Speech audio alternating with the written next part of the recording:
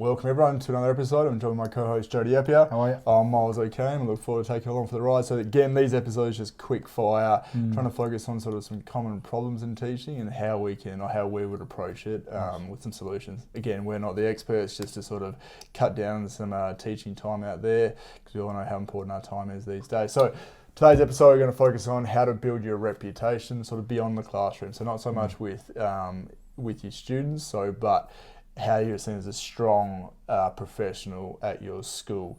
So we'll start with sort of 1 minute overviews of why we think reputation is important, and then we'll talk you through the steps on how to build a strong reputation. So for me, I think having a strong reputation almost becomes your currency, meaning that's how teaching is very much a people business, and to get stuff done, people need to be able to trust you and be able to work with you. So I know, especially in a leadership role, if I need to get stuff done, I'm going to be able to work with people. If people start to see me as lazy, not hitting deadlines, and even being hard work, it creates more work for me. It's not good to start with, and it creates more work for everyone, but in particular me. So now I go around in circles. So if I have a good, strong reputation, it means that I'm seen as someone that hits deadlines, respectable and professional. People are willing to work with me. I can get more stuff done. Okay, you don't have to send emails, you don't have to sit around and keep chasing stuff up. It just means you can cut through a lot of the red tape, I find. What's your thoughts? I totally agree. Your reputation is to how you carry yourself, the things you do. So it's all based on, it's what you stand for. It's one of those things that your word, it's almost like your word is your honour sort of thing, and everything you say and do, get it done. And if by getting it done, people know that they can rely upon you. And once you start building that, and everybody starts to see that, oh, this person here does this, it starts to let other people know that, oh, you don't muck around, everything gets done. Yeah. So your reputation it's actually one of those things that goes before you, in the sense that when you walk into a room, let's say you go into a classroom, boom, kids automatically know, oh, so-and-so's here, we straighten up. It's one of those things. So then what we'll do now, we'll step through the key factors on how to build a professional reputation in teaching. I think the first one is to help out, to be seen helping out beyond what your normal role is. Schools are so much dependent on collaborative team efforts. I think be able to sort of go, help with sporting events, help with clubs at lunch or recess, help out with duty people can't make it. Those little things makes you seen as a supportive person. And then make sure if people help you out and you have the chance to help them out, make sure you deliver on that as well. Yep. Okay, because you want to be seen as someone that's willing to go the extra mile. But the flip side to that is, don't feel like you always have to do it. You just want to set yourself up as someone that is willing and able to help out if called upon. That's it. I think you hit the nail on the head. It's exactly that. It's if you're out there helping, if you're out there doing things with the school, within the school community, people start to form this perspective of what you do and how you do it, and that you're more than willing to support. Yeah. And if you're more than willing to support or show support or put your hand up and say, oh, I'll run this or I'll do that, they will also it'll actually come back to you. But you don't do it for the fact that something will come back. You do it because, number one, you can help and you can improve something. So if you can improve or add value to something, by all means do so. Don't do it to try and get something back, because it'll naturally come back in some stage anyway. It's just sow into what you want to get out, and people will start seeing it. Yeah, definitely. And then so the next point is be positive. I think it's easy to, when stuff gets hard, to whinge and whine about stuff. But if you're seeing someone as takes on a challenge and willing to solve your own problems, now you may not be able to solve it directly or the first time, but at least you're being proactive and taking on challenges. Life gets busy for everyone. Everyone's under the pump, under pressure. If you're just seen to be giving up and giving more work to people, that can be frustrating. But if you're willing to take on a challenge when given to you, and at least give it a crack or give it a go, that's going to help your reputation. Yep, absolutely. Being positive in general is always a good thing. Even so, the fact that if you can be positive when situations are such as, you have to chip in here and there, and even if they lean on you a little bit more than usual, the mere fact that you're willing to be supportive and jump in, let's say you're shortfall of relief teachers or whatever, and you're more than happy. The cool thing is that you get seen as a person who's a team player, and that's what you want.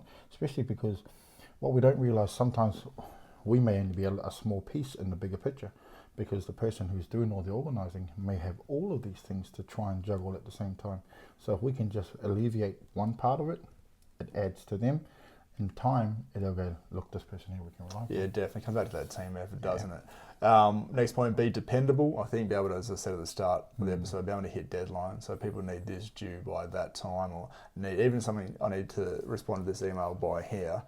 People see that you're constantly communicating and you're following up stuff. They'll trust you with bigger projects to do. I'm going to chuck in something that we talk about a lot in church, and that simply is be entrusted with the small things, which then if you can be entrusted to do the small things really well, then bigger things will be placed upon you to do the bigger things. So do all the small things well, and do it to the best of your absolute ability.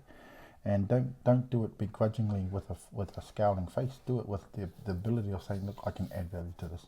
And then once that gets seen that, man, you've done this really well, then other things or other opportunities will present itself. Yeah, definitely. Communicate effectively. You don't have to be the best talker, and I think people at times can go too far with this and be more words than actions. I think it's still important to lead by actions and by example.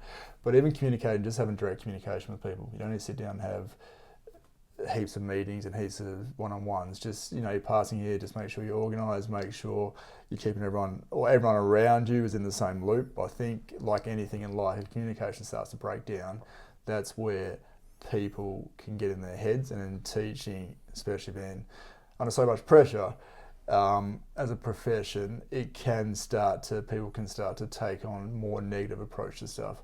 But if you're just communicating, even if you feel like there's a misunderstanding, don't go, just sort of approach it delicately. Yeah. But at least just go, look, I said this, I didn't mean this. Is there any concerns around it? I hope it's not. Starting off in that way, it means that it's people who are feeling less attacked. And I think there's obviously, I always hear people out, I'm sure you do as well, whether it's students, colleagues, parent or whatever, everyone's got a side of the story. There's 3 sides of the story, my side, your side, the truth. So you're able to try to get to that middle ground as quick as possible, incorporating all sides. That's where the optimum ground is, I think. But that's the communication, or the effective communication skills is going to be important there. Absolutely. Clarity, not confusion. At the end of the day, when you're clear, everyone's on the same page. The other one is, as teachers, learn to be adaptable, and the other thing is, you might have to fly by in the sense of having to walk to class and have communication with a staff member. That's just as effective. It's the fact that it's being relayed, it's being received, and you've given feedback to it.